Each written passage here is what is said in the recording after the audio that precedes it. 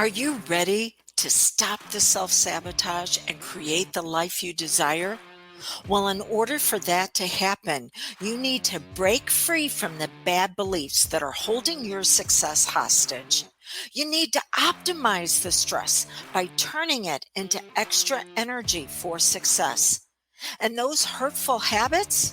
Well, we need to give that pain a purpose for progress.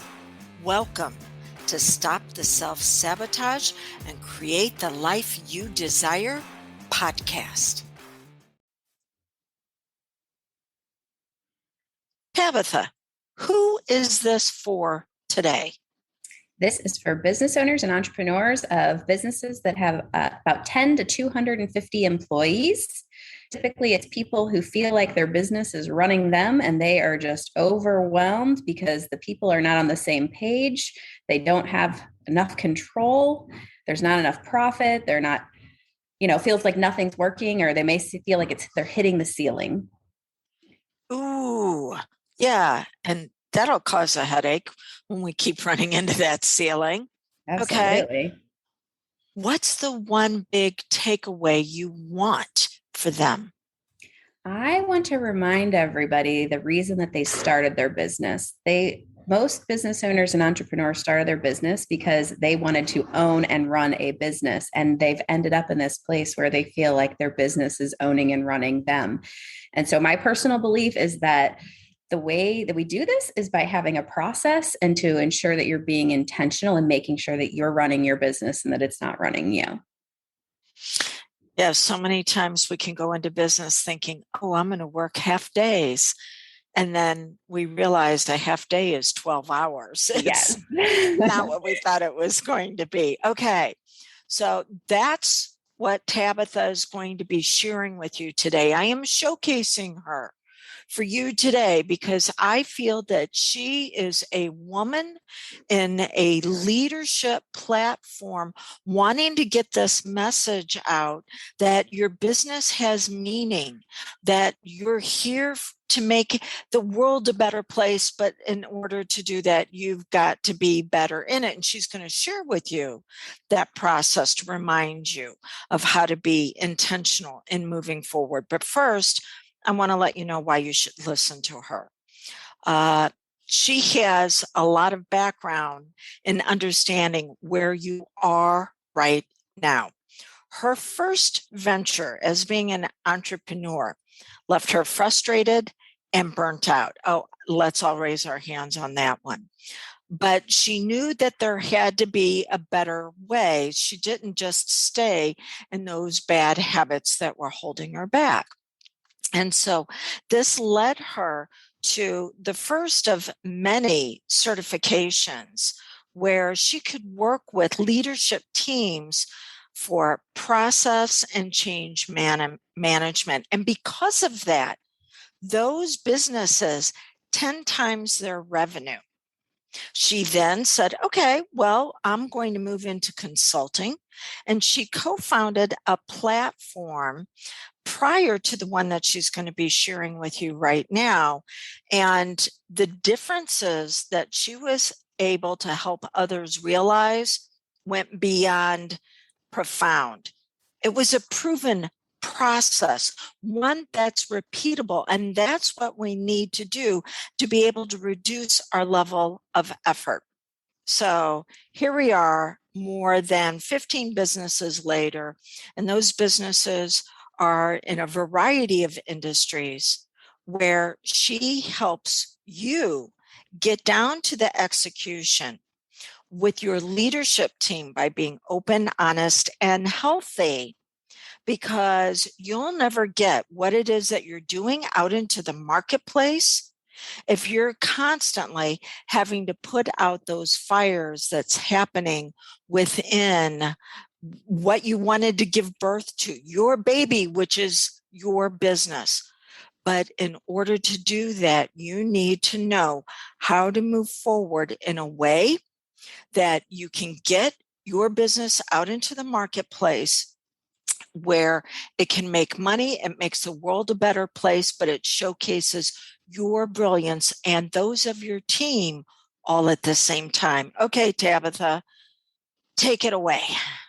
Yeah. So, what you pointed to there is that we tend to become really reactive, right? And so, in that first entrepreneurial business that I was a part of, it was a partnership relationship, and I found myself just reacting all the time to his demands. And all of a sudden, I was working, 50, 60, 70 hours a week pretty regularly. And I always thought I had to do everything, that, if it was meant to be, it was up to me. And so that is fine in terms of taking ownership and accountability. And I think those are important things. But there was too much weight on my shoulders. And ultimately, it just led to burnout. Right. And so I'm sure you have seen that, you experienced that. I think any small business owner or entrepreneur has. And so, I continued to just push and work harder and think like that was going to make the difference, until I got to a point where I got promoted into a leadership role at a technology company. And I realized like I had no idea what I was doing. Right. And so I was just making it up as I was going along. And I was like, there has to be a process for this. There has to be a system. And I found this system called EOS. It's an entrepreneurial operating system. It is based on this book, Traction by Gino Wickman. And so it changed my life. And, life is like that, right? You can find that one thing that sparks your interest, and you're like, okay, this makes a lot of sense. And then it becomes this art of mastery of learning how to apply it. And what I love about it is that it's simple, but not easy. Right. And so it's no magic bullets. It's no get quick rich schemes, anything along those lines. It is a set of 6, basically core principles and timeless values that can really help people get what we call vision, traction, and healthy. And all right, so you said a couple of things. Reacting to demands of your partner kept pushing you down, but it's not just our partners in our business. We can react to the demands of our clients, right? Absolutely. And our employees and ourselves and our, right. There's a lot of those pressures that are pushing on you. And if you don't have a place and a space for kind of compartmentalizing those and dealing with those in a really time-bound, structured sort of way, then that can become really overwhelming very quickly. So this system that is going to take the business owner and their company from where they are, and it's going to assist them to get to where they want to be. When we think systems, a lot of times we think computers, we think technology. So I know you. We've been friends for a long time, and I know you've got that background in the techno stuff. Is this the same? How does this relate to what you already know, and how you're helping someone who maybe doesn't have that background in technology, but it's still a system that can assist them? Yeah, great question. So obviously operating system sounds very much like an operating system on your computer, right? And so I fully get why that sounds like a tech thing. And I do have a background in tech. However, this is not a technical solution at all. In fact, a good portion of it is about getting in a room with your leadership team and getting on the whiteboard. Very, very not tech savvy, although you can do some things virtually.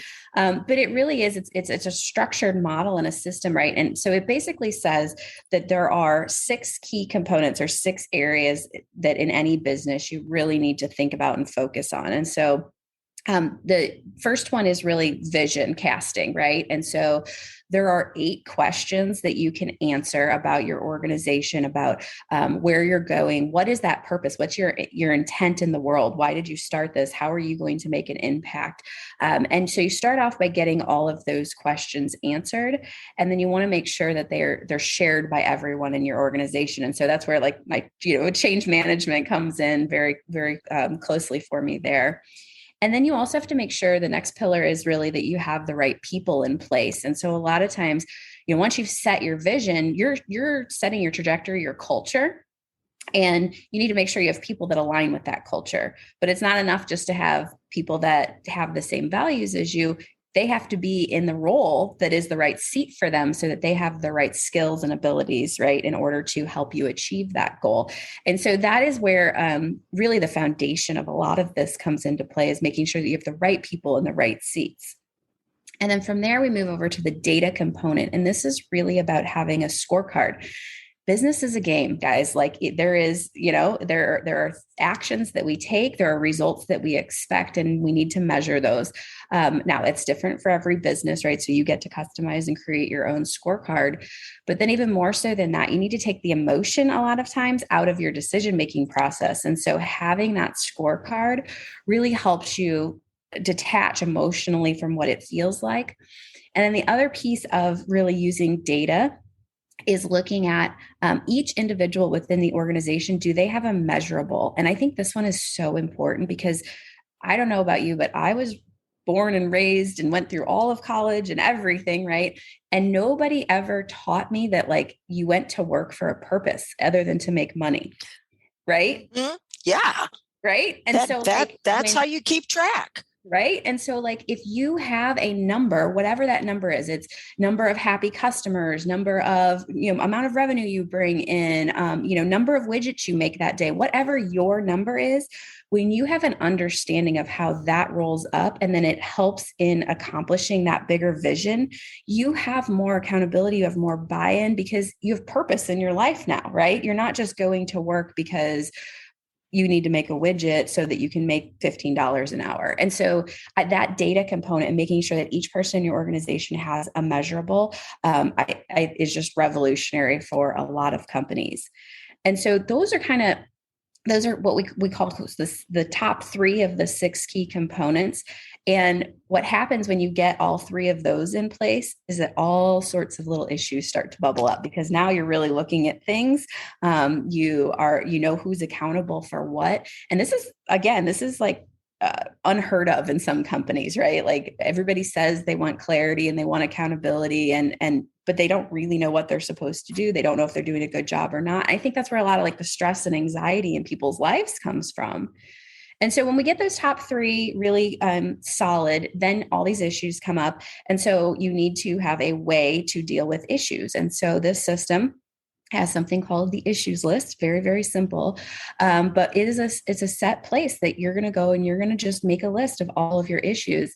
And then what most organizations or leadership teams do is they look at that list and they start from the top and they just try and work their way down the issues list. But that's not always the number one priority just because it's the first thing that was on the list. And so you have to prioritize. You have to take a look at that list and as a team say, what's priority 1, 2, and 3, because it's that strategy piece of taking the one thing that's going to make the biggest difference in your business and working and focusing on it first. And a lot of times organizations are like hacking at the branches of the problem instead of really getting to the root. And so stopping and looking at that list and prioritizing at a set time on a set day with the same group of people week after week gives you freedom to get that stuff out of your head, but to know that it's still going to be dealt with. Does that make sense? Yeah, it does. And it gives the level of certainty that, we're going to create this space to give this pain a purpose for progress. Yes. Instead of waiting till it hits crisis mode and then just doing enough to get you out of the crisis and then continuing on, but always hypervigilant, waiting for the next crisis, which causes a lot of anxiety. Yes. Yes. And so the other thing we find that people do typically when they have issues and they get in a room with their team or their coaches or their consultants or whoever, right? And they start talking about the issue, but they just talk about it and then they talk about it.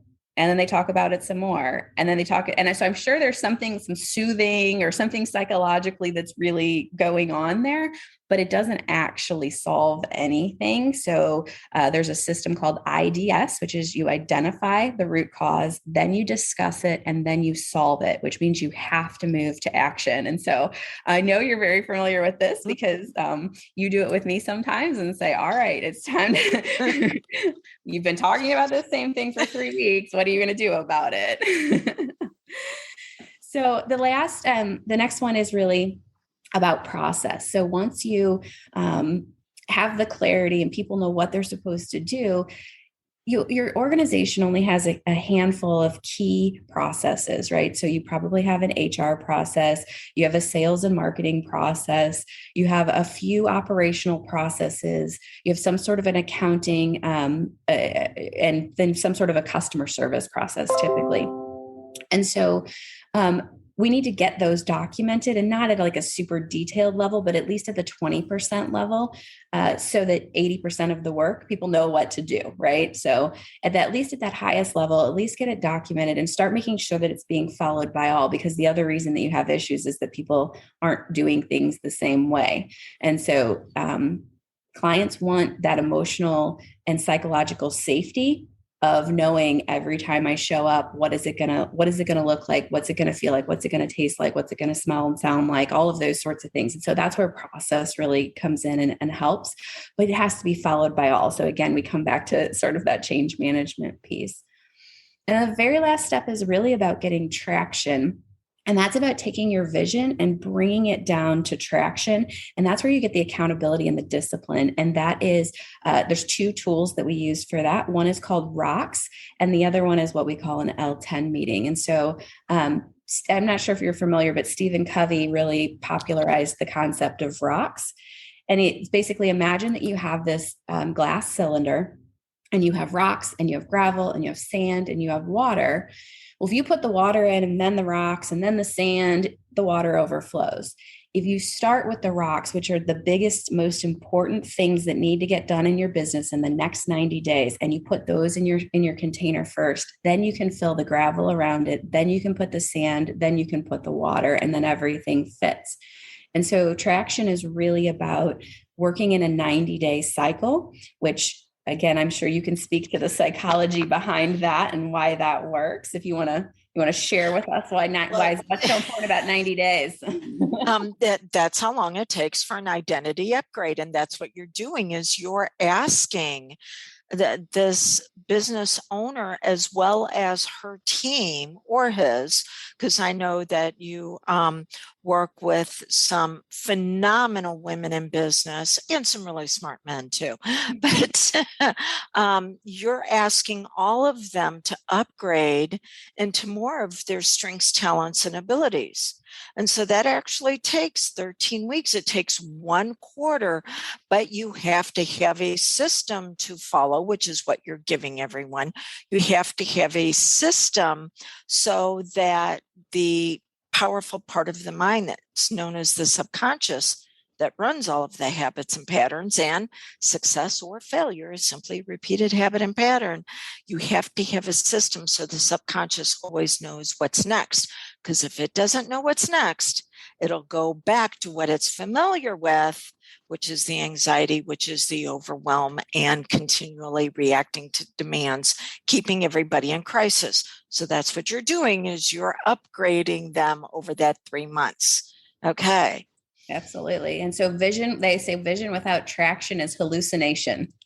And so I think that is very, very true. And the other way I've heard it stated, and I think it makes a lot of sense, is, if you were leading a team through a jungle and you were hacking down all of these branches and making a way for your team, they've actually proven that you would actually end up kind of weaving back and forth. However, good leadership teams stop, they climb up the tree, they look out ahead, and they see what the lay of the land is ahead. And then they chart the course, they come back down, and then they get back to hacking away at the branches. And so you get a much straighter trajectory, you get results faster, because you're stopping every 90 days and you're really just stopping and going, okay, check in. Are we where we want to be? Where are we trying to go? And that's really what Rocks is about. It's really about stopping and taking a look at the trajectory and the course.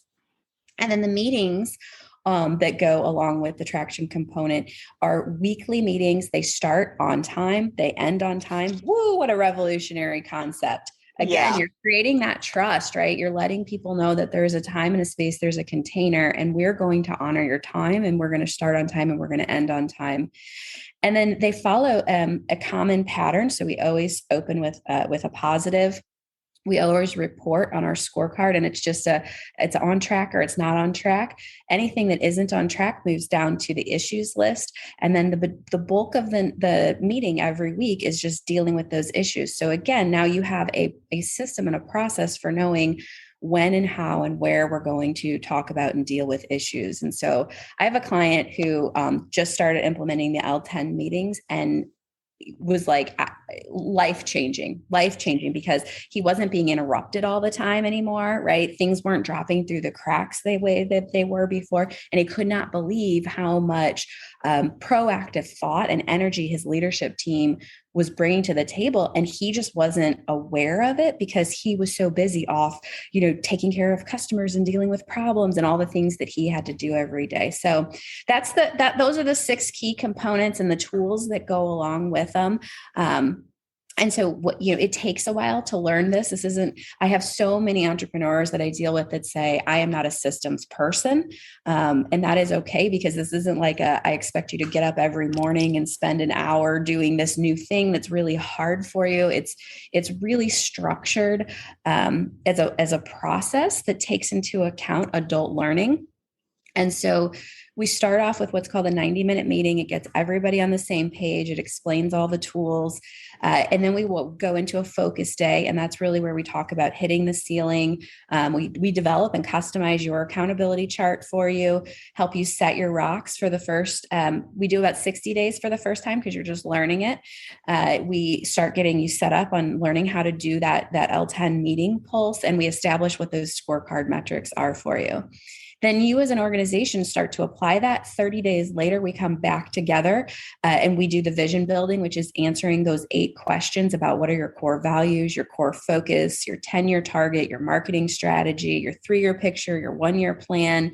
And then again, we look at your quarterly rocks and your issues list, and we start to work through some of those. And then 30 days later, we come back again and we do that. And then after that, you'll move into a quarterly pulse rhythm where you as your leadership team are meeting every quarter and working through all of these things and really setting trajectory for your organization. And so at the end of 3 quarters, you'll do an annual where you guys will talk about the bigger picture of the organization. We really recommend it being an overnight so that you are getting to bond and really have that healthy relationship and connection with the other people on your team outside of just dealing with work issues all day, every day. But that's it. It's really that simple. And there is, like I said, there is a book. So if you're interested and you want to check that out, it's called Traction by Gino Wickman. Or people can just reach out to me, and I'm happy to do the 90-minute meeting and give everybody the full overview. So before you give your contact information, I want to touch on a point. Because as entrepreneurs, you addressed this earlier when you said, if it is to be, it is up to me. And so typically we have a value of growth. And we'll do something like read a book and then go, oh, I've got this. It's all up to me. I don't need anybody else's help. And I'm going to implement what I just read. Mm-hmm. Why is that causing us as entrepreneurs more problems than progress? Why is it that we should be not just reading a book, but actually bringing somebody in to assist us with it? Yeah, that's a great question. So I actually, when I first heard about this, I read the book. I tried to implement it at my first company. I took bits and pieces, and so it was a step in the right direction. However, I didn't have the skill set. It was something that was new for me. Right. And so there was constantly this little sense of like lack of confidence, almost really, of like, am I really doing this right? And it was very easy to let myself off the hook a lot of times, like, oh, well, this week we're just too busy, or, well, that just isn't really applicable for our company. And so when my second company self-implemented, my third company, I actually brought in an implementer, and it was night and day different because I had somebody to hold me accountable and then somebody else to facilitate. So when I was self-facilitating, I was leading the conversation, which inadvertently and unintentionally led the team. Whereas when I had somebody facilitate, I was able to participate instead of lead. And that it's a vast difference in how people hear you and the decisions that are made, because you're participating instead of leading it and guiding it. Does that make sense? Oh, most definitely. Yeah, because now you're looking at the decisions where the owner is part of the team, and it's destiny decisions that are going to pull them forward, instead of a lot of times people reacting to questions the way they think the owner wants to hear it, because the owner's not part of the team. The owner's the one who's facilitating it. Yeah. Yeah, absolutely. And there's just so many little nuances that I really didn't get until we started using an implementer. And then I even thought I was good. And then I actually went and got the training and everything and realized there's even more nuances. So things like the accountability chart, it really requires you to look at the structure first. And that's really hard to detach yourself emotionally, because you typically like these people, or you hired them, or you already have some baggage with them, right? And so all of that sort of clouds your judgment, and that's not the right thing for the organization most of the time. And so, that doesn't mean that, you come in and you just start slashing people and all, right? But it's about honoring them and who God created them to be, and putting them in the right seat for them with their God-given strengths and talents and abilities. And that's really hard to do when you've had a long-term relationship with somebody sometimes. And so again, having that outside person to kind of bounce those ideas off of, and to talk through some of those challenges with, can be incredibly valuable. Yeah, well, yeah, because if we're going to be dysfunctional with our family and our friends, what makes us think that our business all of a sudden is going to have a boundary to where that dysfunction of those relationships isn't brought into it? And yeah, that's one of the challenges we can have, especially as women in business, is that we overcompensate in our other relationships. So we will overcompensate for others in the business without realizing that it's simply because we're not playing to that person's, as you said, strengths, talents, and abilities.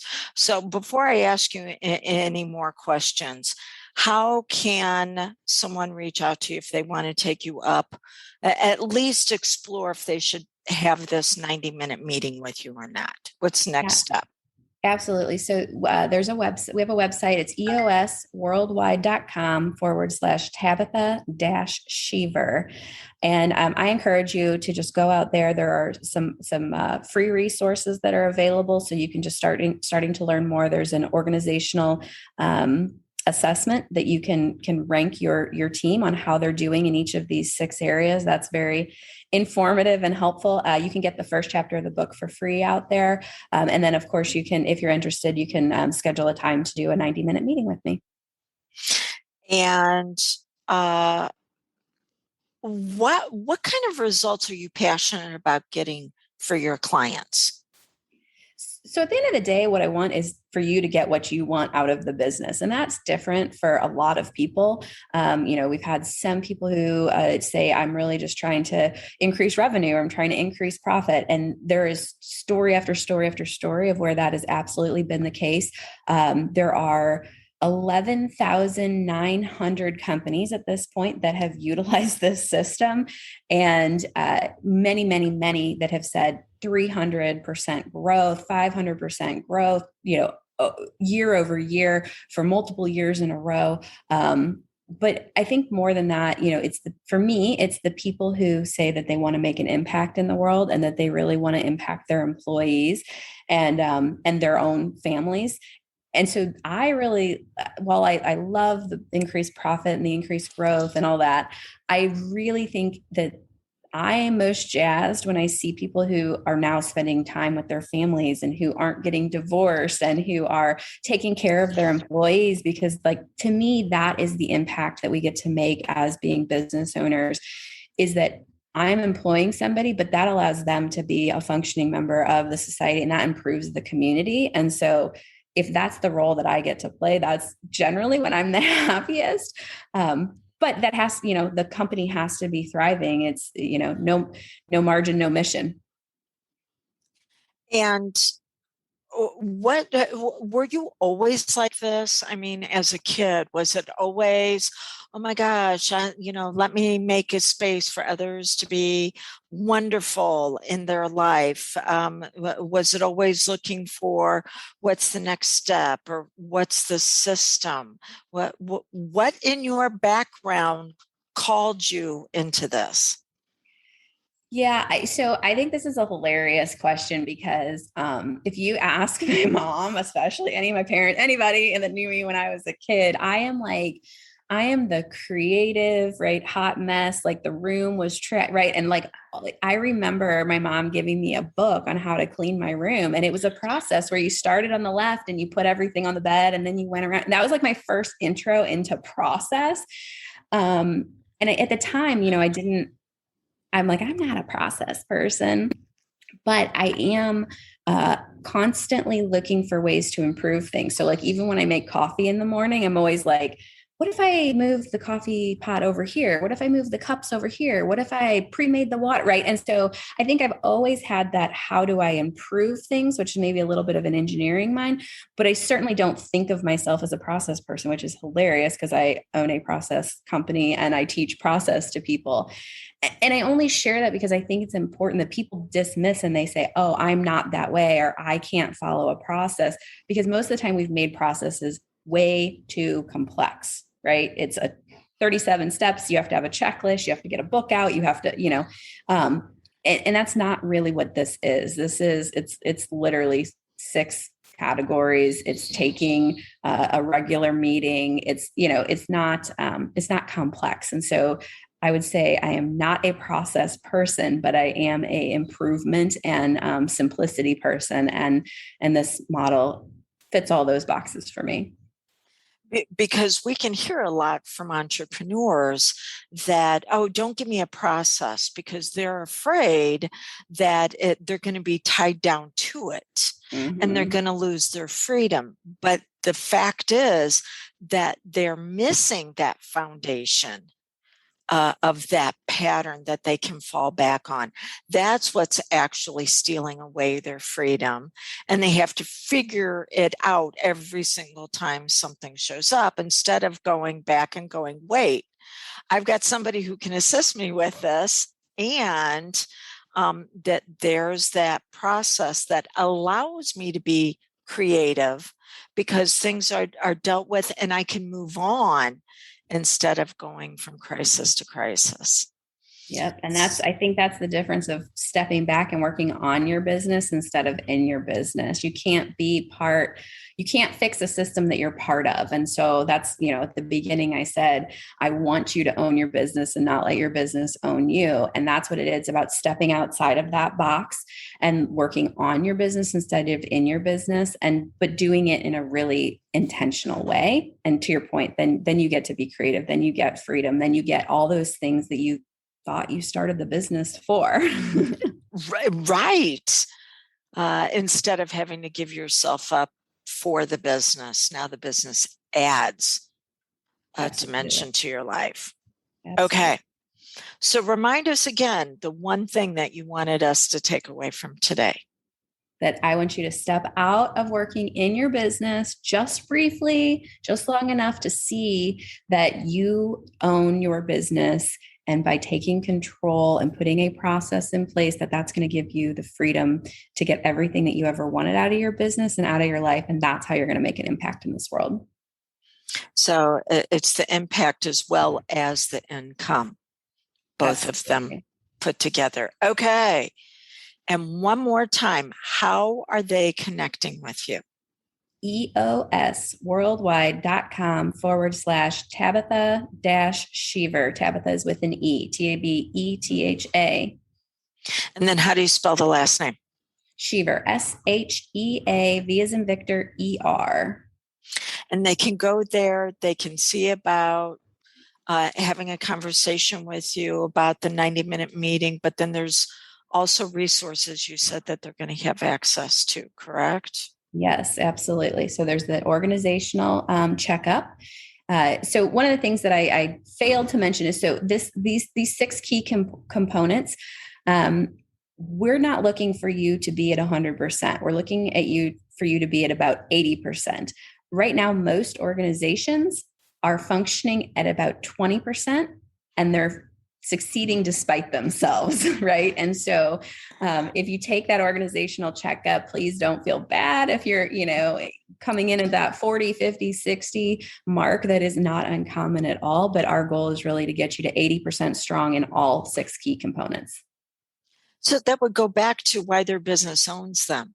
They're only operating at 20%, and you got to make up that difference someplace. And that's going to be the owner having to give themselves away to try to make it happen. Yeah, that's why we work more hours, work harder, get up earlier, stay later, all of that stuff that we all do. Yeah. If I just worked a little bit harder, it would all fall into place. Mm-hmm. But we're taking the picture of all these problems, and it's like a puzzle. We're putting the pieces together, but it's still the same picture. Yes. The pieces are still going to make the same picture. You want them to have an upgraded picture. Absolutely. Okay. Well, I am honored that you've been able to assist us with this. And for those of you who have joined me, you know that if I'm saying you need to listen to this woman, it's because she's an influencer who knows how to make an impact. And I am highly recommending that you reach out to her and see how she might be able to assist you on your next step. So thank you so much. All right. Thank you. I appreciate it, Dawn. It was a pleasure.